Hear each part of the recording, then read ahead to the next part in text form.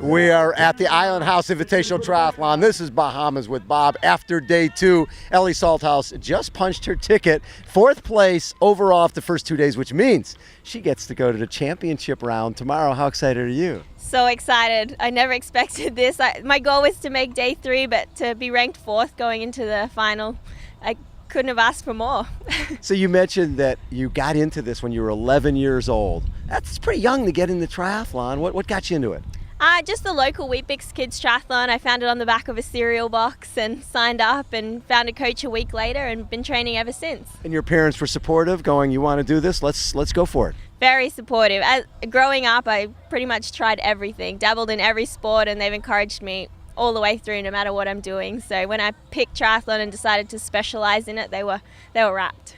So when you're racing at 11, 12, 13, 14, when did you have a race where you felt, you know what, this could be more than just a hobby. This could be something I could be very good at? Probably around 15. I had to choose between grass hockey and triathlon because they're not very conducive for one another. No. So I chose triathlon, and at 16 I turned pro, and that was it. I knew I wanted to make a career out of it and finished high school 2010, and that was it. Just went straight into full-time training and racing. And you've been working with Siri Lindley, Coach to the Stars, for the last number of years. And she coached you as an ITU athlete, and you had some success at ITU. But when did you feel that, you know what, I may want to try 70.3 and the non-drafting side?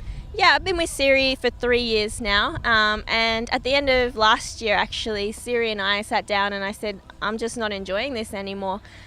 We need to change something. Either I need to go elsewhere and maybe probably go back to uni, get a job and quit triathlon altogether, or you were that close? That close, or I need to try something completely different. And Siri said to me, why don't you try 70.3 in 2016 and use it as a probation year, and then at the end of the year we'll decide whether you still have the same feelings. So what was that first 70.3 like? Brutal. Nothing like I expected. I went in with no expectation, which was the best thing I could have done, and I actually came away with a win. So wait, your first one you won? Yeah, Challenge Melbourne in January this year. In your hometown?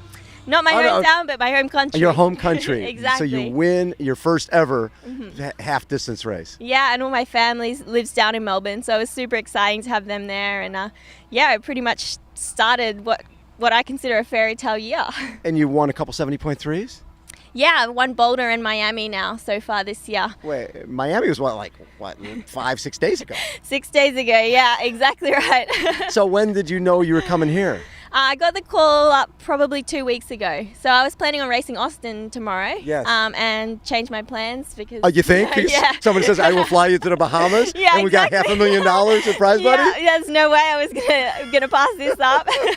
So here you are racing, and there's the gold medalist Gwen Jorgensen, and there's Marinda Carfrae, and there's such a cool mix of 70.3 people like Holly Lawrence, and then the ITU and the full Ironman. Has that been pretty fun? Yeah, I think that's the best part of this. I was speaking to Gwen yesterday, actually, I said it's not often we get to mix with the ITU girls and then the full distance Ironman and Iron Women, and I think it's super exciting, and this racing is catered for all of us, so we all have an equal opportunity to get to the third day and then, do well on the third day. I think it's great that we all get to come together. What's fun about it is you're guaranteed 10,000 no matter what happens, right? But I know the fact that you're 4th, 10,000 is nice, but why not come away with 60,000? Exactly right. We're never satisfied. If we aim for 10th, we'll want 8th. If we aim for 8th, we'll want 6th. So in this sport, there seems to be such a nice camaraderie among the women and the guys. At the end of the day, it's sort of you against the course.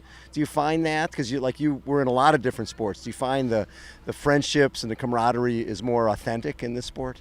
Definitely. I think that's the friendships I've made in triathlon are some of the strongest I have and some of the best. And I think especially with 70.3 racing is racing against the clock is what it's all about, and everyone's there with you, but it's such an individual sport, so to have the people around you outside of racing is great. Like the friendships outside of the course are invaluable. What's really fun too is in this day and age with, I think there's close to 100 70.3s, plus all the challenge races, plus Alcatraz and things like that. You can, as 23 years old, you can make a really, really good living and not even think about doing a full Ironman.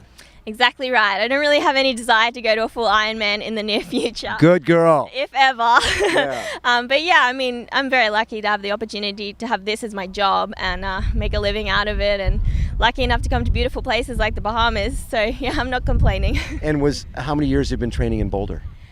This is my third summer that I did this year. So I'll go back to Australia, to Brisbane for our summer, and then come back probably in March. Love it. Yeah. Ellie, so nice to get to meet you. Thank you. Congratulations, and we'll see you on the Big Island tomorrow. You sure will. Thanks, Bob. All right. Again, this is Bahamas with Bob. We are at the Island House Invitational Triathlon. Hold on, everyone. We will be right back.